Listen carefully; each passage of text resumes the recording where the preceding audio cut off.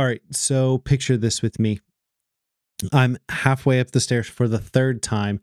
I'm sweating bullets. My hands are clammy as I'm fumbling with the keys to get into the server room. I've got 10 minutes until I need that stream, and honestly, I'm not sure that it's going to work. Hey, everybody, welcome to the House Lights podcast. I'm Gabe, and today I'm telling a story from early on in my career when the gear just didn't work. Okay, so this weekend started out just like any other. My church has services on Saturday and Sunday. So Saturday live stream, primo importance. We get through rehearsals and everything. Everything's great. Going through everything, hanging out in the lobby with volunteers, hanging out with people, and come back into the booth. And me and my volunteers notice that we don't have anything on the live stream. So I text the group chat, hey, any other campuses having stream issues? Everyone else is good. So I know it's just us. Whatever. I've seen this before. I know that if I run upstairs, restart the decoder, it will come back in about 5-10 minutes. No problem. So I let my campus pastor know, hey, we're restarting the decoder, but we should be fine. I go upstairs, unlock the door, and power cycle the decoder, and lock back up, come back downstairs pretty casually because I've had this issue before and I'm not really worried about it. 5-10 minutes to pop back up. I go wait in the booth to watch for it, and a couple minutes goes by, nothing. A few more minutes goes by, still nothing. Okay.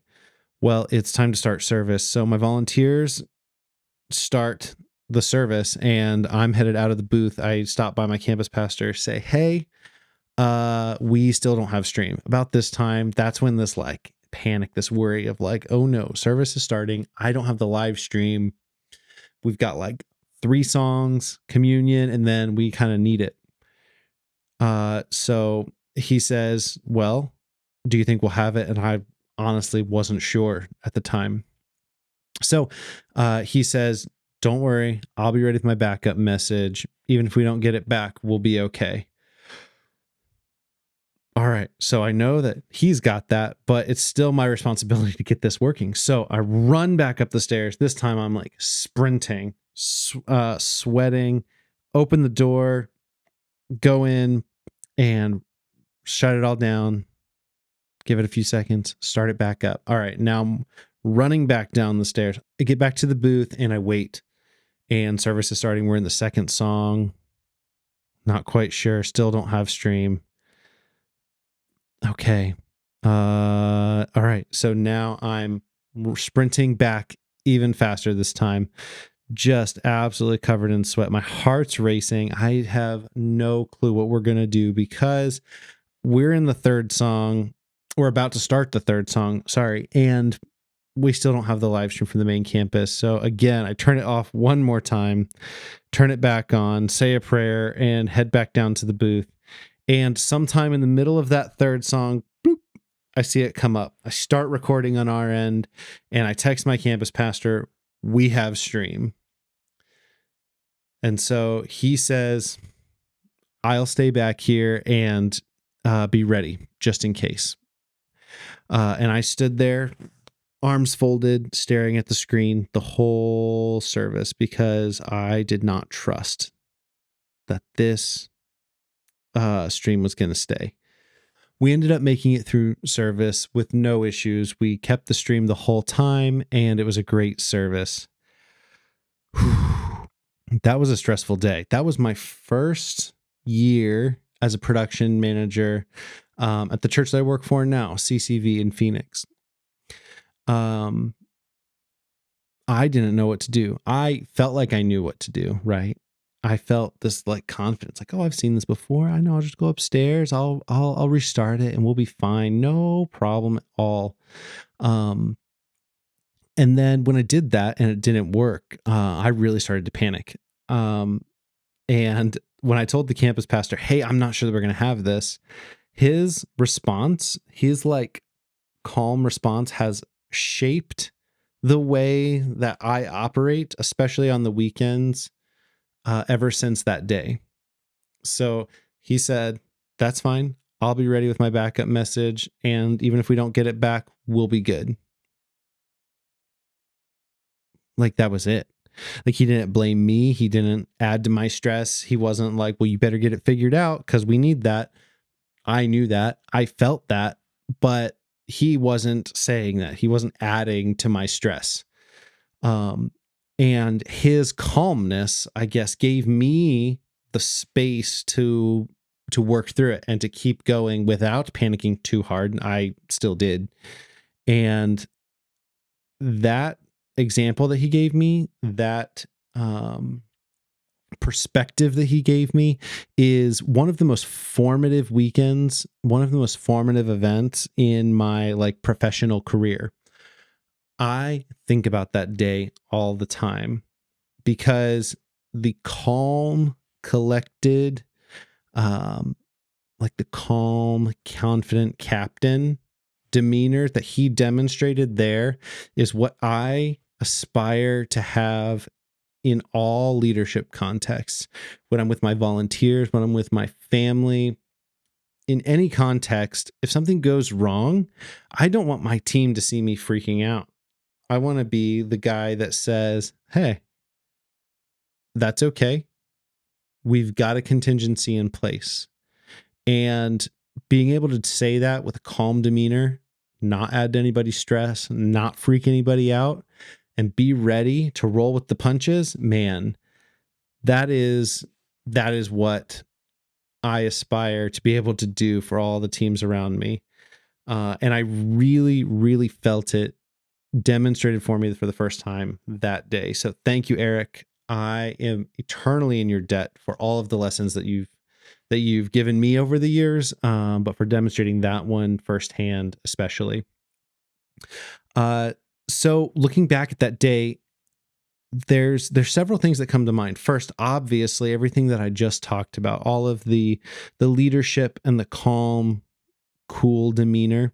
That term, by the way, calm, confident captain, that's what he always told me to be with my volunteers. That's what he always encouraged me to be with my volunteers, with the music team, with anybody else that I was interacting with on the weekends. That was the term that he always used and that he encouraged me to embody. And to be honest, I thought he was saying captain. When he said captain, I thought like a ship, like, yeah, calm, confident, like ship captain, which I thought was a little weird, just a little bit weird. Turns out he meant planes, like the captain of an airplane. That was a total tangent, but it took me like 3 or 4 years to realize that he meant a plane, not a ship. Anyway, let me know if when you heard that, did you think captain of a plane or captain of like a boat? I like boats. I like planes too, but I like boats. Moving on. Aside from that kind of mindset and demeanor that he presented me that day, there's a few other things that I think about from that day. The first is stuff's going to happen. Technology is going to fail. It just happens. So as a leader in the production space, there are two major things that I think that we have to be ready for. We have to, number one, have a contingency plan in place. Our church now has 17 campuses around the Phoenix Valley, and everybody knows on every campus exactly what to do if they don't have the live stream. And that changes depending on the particular weekend, but everyone knows the plan. They have all the things that they need in order to make that happen. They have all of the backup files. The campus pastors have backup messages prepared, and we even have other contingencies where somebody could probably find a way to patch in a laptop and stream it directly from the internet if that's what needed to happen. We have layers of contingency in place. I don't know what it looks like in your context. You do. But make sure that you have a plan for for the big ticket items that could go wrong on your weekends. Have a plan for if your whole building were to lose power. I worked at a church in Ohio for a little while, and we got a lot of snow and ice and rain. And so we had to have a contingency plan for literally all of the power going out and not being able to communicate or like see. So obviously the contingency for being able to see is we had emergency lights that would kick on in the event of a power outage. We know those worked great. They were checked every month or so, and that was our like navigation contingency. We also kept a bullhorn just backstage so that if all the power went out and we needed to tell people to exit the building and communicate with people, the pastors didn't have to just yell. The stage manager could just bring the bullhorn out and they could get on there and tell everyone to exit the building calmly, and we'll see you again next week. You got to have contingency plans. The second thing as a production leader that I learned that day was to just communicate clearly and trust the team to execute. So when something goes sideways, like I can't micromanage that, right? The team knows the play. They know exactly what to do. And I just have to let them do it and let go a little bit and trust that they're going to execute it. That's what my campus pastor did with me in that moment. He knew that I was going to do everything I could to get that stream back. And you know what he did? He was ready to stand in the gap. He literally stood backstage with his message printed out on the podium, just behind the curtain, his microphone on. He was ready to carry that podium out, drop it in the center of the stage, and preach a sermon that he had not prepared for that week, but that he had written and was familiar with. But he did not walk in that day preparing to preach live. But he was worried about that, letting me worry about the stream. And we both knew that we were covering our areas. I knew that he had my back. I knew that even if I couldn't get the stream up, I wasn't going to get fired, or, we weren't going to have to send everyone home without finishing church. We were going to be able to still deliver a gospel message that day to the people that came to church. And man, knowing that I could trust my team, that I could trust my campus pastor, that I could trust my volunteers to operate that service while I went and tried to figure stuff out, man, that was invaluable. So now, as I'm leading teams, that's what I do. I try to forecast a little bit. What could go wrong? How are we going to account for it?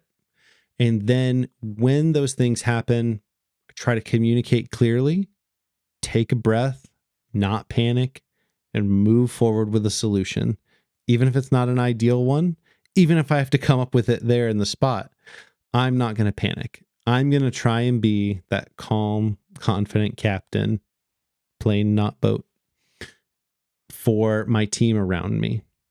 So think about a time that you guys had an issue and someone else had your back, or maybe a time where you had someone else's back.